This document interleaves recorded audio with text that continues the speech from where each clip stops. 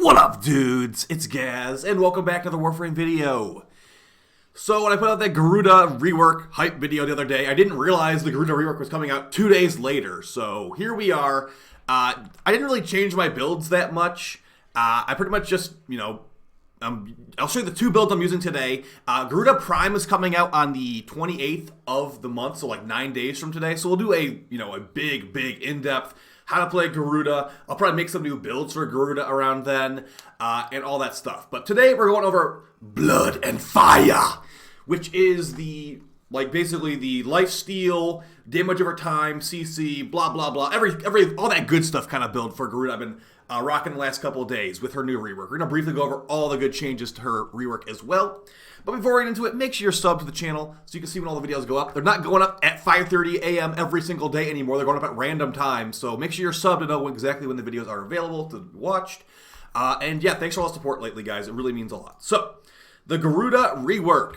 Basically, what happened? Well, the biggest thing is that her passive has been changed. Now, basically, if you kill enemies, you get a increased damage situation, which I think is multiplicative. We did test this on stream. It's multiplicative, but it does not apply twice to damage over time. So if you're using something like a Toxin proc or something like that, Garuda's increased damage passive, it's not going to apply twice to it. It's only going to apply once to it. But it's still basically double damage, so I wouldn't really complain about it if I were you. So every couple enemies you kill, you get some percentage for your passive. Your 4 is going to debuff enemies. A nice little change they made to her 4 is while you're charging it, you have gray health. As you can see right there at the top right corner, gray health, that means we're invincible. But after it's fully charged, that's when we can be damaged again. So you have a brief period of invincibility during that. Remember, you can actually use rolling guard while you're charging your 4. So the amount of invincibility that's available to you is actually really, really high. Additionally, you have invincibility while jumping in your 1 to get your blood orb. Your 3rd ability will now remove status effects from you, kind of like Saren's Molt. So that's pretty good. And then additionally, if you have her 2nd ability, Blood Altar, not subsumed off, I usually subsume it off for Gloom from Sevagoth, you'll actually be invincible while dashing an enemy with that as well. So we're going to show you my 2 main builds. We're going to show you the weapons I utilize, and we're going to get some Steel Path gameplay, and just show you how you can maybe pick some weapon choices for Garuda as well, because she is very, very strong now. She was strong before, she's just easier to play now, to be honest. So as far as the Blood and Fire build, the idea of this build is to be constantly burning the enemies with Nightwatch Napalm from the Kuva Ogress, constantly healing with Gloom, which gives you just lifesteal at all times. We'll get some gameplay on the screen of this build while I'm talking about it. Constantly healing, you're using Gloom to slow down the enemies, and you're also using Nightwatch Napalm for the Kuva Ogress, which basically makes the enemies catch on fire and be flailing around, which with Gloom slowing them down, they're stuck in that fire burning animation for longer. And if the enemy doesn't outright die, which they probably will, with how much buffing we have here, they're just going to flail there, and then they'll probably be low health at that point. You can use your first ability, Dreadmere, or whatever it's called, Dread Ward, to execute them and take a big blood orb nuke out of their corpse. So that's pretty fun. I'm going to show you the Arcanes we're using. You might think they're a little bit weird. Why are you running Arcane Agility and Arcane Avenger? Well, I've talked about this plenty on the channel over the last year. Combat Discipline, the Aura mod, when you get a kill, you lose health, but it basically means you take damage. And this damage you take when you kill an enemy can trigger Arcane Avenger, which is on damage, increased crit chance. And we've also got Arcane Agility, on damage, 60% parkour velocity. That is actually very high parkour velocity. If you search what parkour velocity mods we have available to us, it's really not a lot. So 12% there, 12% parkour velocity. Other Exilus mods, sorry, my mouse is messing up. This one's 24. So we're looking at a lot of extra parkour velocity from just this, and that's just by doing what we're normally doing. As long as you just kill enemies, this will trigger. You're moving really fast. You're doing increased crits. We've actually got Vigilante Pursuit on here to see enemies through walls. Her 4th ability and her 1st ability do go through walls. It's a little bit wonky sometimes if it will hit the enemy through the wall or not, but it is supposed to technically work. And then we've also got things like Prime Flow to give us an increased energy pool. Since, enemies can hit pretty hard sometimes, and we only have 300 health to work with, Quick Thinking lets our huge energy pool be a 2nd health bar, basically, which is important in certain situations. My normal build is a lot lazier than this, where we're not, like, we are actually modding for health. On this one, we're just using basically quick thinking and rolling guard as our survivability, with, of course, the invincibility built into all of her abilities. But my usual build, like, let's just take a quick look at it. It's a huge step up in health, but you will also notice we have a Umbra Forma on this build. Okay, so this is my normal build right here. We have about 930 health with not even maxed out Umbra Vitality. We've got quick thinking, adaptation, and rolling guard. It doesn't get much lazier than this. But you can definitely make this build work, and this probably will work with no Umbra Forma either. So, and this definitely has some flexibility. If you don't think duration is worth it to you, you can probably put more strength there, make enemies slower with maybe Augur Secrets or something. Really, it's up to you guys. You can definitely make this work with no Umbra Forma. But I'd say if you are trying to like invest fully in the Garuda, wait until the Prime comes out in like a week and a half, because that's going to be, that one will be, that has no shelf life. Basically, I put this Umbra Forma on Garuda. This was the first Umbra Forma ever available to us in like 2018 or whatever it was. That first Umbra Forma ever went on Garuda Prime. So, or Garuda Normal. Garuda Prime will be getting a new one when she comes out, of course. So, like I said, you're dealing fire damage over time with the Ogress. So it means when you cast your third ability, Bloodletting, to reload your weapon, because we're using the Blood Forge Augment mod for weapons with low reload speed, like the Kuva Tsar, the Kuva Ogress, the Trumna, Tenant Envoy, that kind of good stuff that has, it's held back by its really long reload speed, like usually the AoE meta stuff. You can use Blood Forge on Garuda, which is an augment mod. I'm not sure which faction it comes from. But it basically just extends the AoE meta even further, because you can just cut off the reload speed. Instant reload when you cast your third ability. With that extra 45% crit chance from Avenger, you can make things even like the Kuva Ogress. Now, I'm going to link a video with no Rivens in it. This is my Riven build that I use. Because as you can see, it has crit damage on here, which really helps as we're forcing it to crit.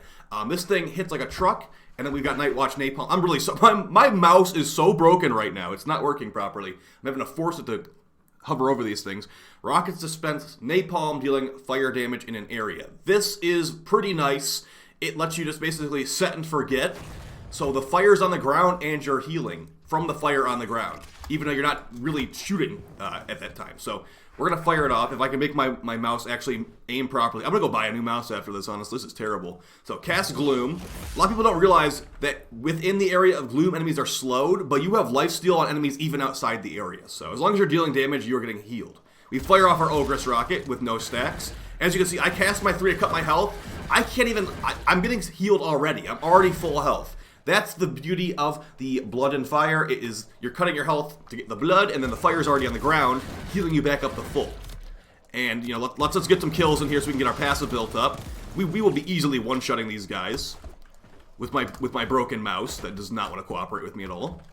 Okay, so now as you can see in the bottom right corner, we have 100% damage. That's our passive. And we can jump very, very far with Arcane Agility. Should be one shot to kill some of these guys. Now remember, this is, a non-crit weapon. We're forcing the crit. If you want to run the Kuva Tsar, you definitely can. I'm just sick of hearing the Kuva Tsar sound effects at this point. I've fired it off so many times. And with Arcane Agility, look at how far we can jump. We can jump quite far, and you feel very speedy, actually. It lets you be airborne for a lot longer. A lot of times you can actually stay airborne for quite a long time.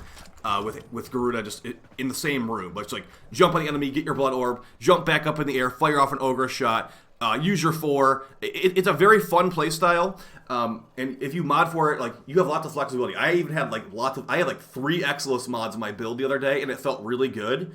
The biggest thing here, oh, by the way, you can all do this all without Arcane Energize, which I find very cool about Garuda. She's one of those frames that does not need Arcane Energize. You can mess around with your own arcane selections. Maybe you want more fire rate. Maybe you want, shield gating with Arcane Aegis. Maybe you want something else. Maybe you want even more damage. You could run a damage arcane or something like that. You do not. I actually say Arcane Energize is a bad thing on Garuda, just because you're already going to be full energy like almost all the time, which is why quick thinking is pretty valuable on her. I did try running without quick thinking because her passive is different now. You don't need to be low health anymore, so it's a little bit less synergistic with quick thinking. But I still think quick thinking is very important, just in case you do die. You definitely want to be, paying attention to that. It gives you like a nice little couple extra 1,000 EHP on the build. So as far as the should you play her, I'd say you should wait until the end of the month to get Garuda Prime. It should be easier to farm, and she'll be better. She'll probably have like 10 more armor or something like that. Yeah, and we'll do, like I said, we'll do some full in-depth Garuda videos then. I didn't show the rest of the weapons. I guess we could quickly show these. These are like some of the weapons that I thought have been the most useful with Garuda with her new passive. And guys, the Stropha is hilarious. I mean, you want to see like a 5 million damage slash proc, use the Stropha with Garuda's 4 and her new passive. So basically just everything hitting as hard as possible. I'm going to link a Stropha no ribbon video in the description down below. But the general gist of this is just hit the enemy as hard as possible with a red crit heavy attack. We've also got the Spore Lacer max crit secondary, just an AoE pistol basically. I'll link that below as well, just for blowing up lots of enemies at once. So, if you didn't know this, like Garuda's passive forces slash procs, and the Stropha does not usually do slash procs. So, let's just get some kills to stack up her passive. I think the enemies will probably just be dead before we even see a slash proc, but hey, maybe they've been eating their Wheaties and they will survive. You know, half the passive is enough. We'll just, we'll resummon them. Honestly, Garuda is too powerful for the Simulacrum. You need to, like, seriously test her on the Steel Path, because these guys are little babies compared to her, so. Alright. Well, of course, they die before anything can even happen here. Now, we are kind of cheating with the Panzer Cat giving us some viral procs, but, yeah. They can't survive. You don't see the slash proc, they're just dead. So, yeah, not too bad, not too bad. 800k. Okay, I think she actually took the slash proc. Yeah, 1 million, 1.6 million. I didn't even see that number because there was a bunch of stuff in the way. Yeah, Stropha really, really good with Garuda. It can clear out an entire hallway in one shot, honestly. And then, like, the other stuff is honestly up to you. As far as, like, focus schools and stuff, you can run Vazarin for invincibility, but she has so much invincibility with her 4 and her 1 now that you probably don't even need it. So whatever focus school you have unlocked should be fine, honestly. You can run Zeneric to slow down the Acolyte with Temporal Blast, or maybe slow down a Demolist. You can run Matarai for slightly increased elemental and physical damage, but do keep in mind that elemental and physical damage increase does not apply to damage over time, so you're not really getting too much value out of that, but like I said, at the same time, there's not really any focus schools that really help too much with her. That rework Nairu will probably be pretty good, giving her some more base armor if you're doing an Umbra build.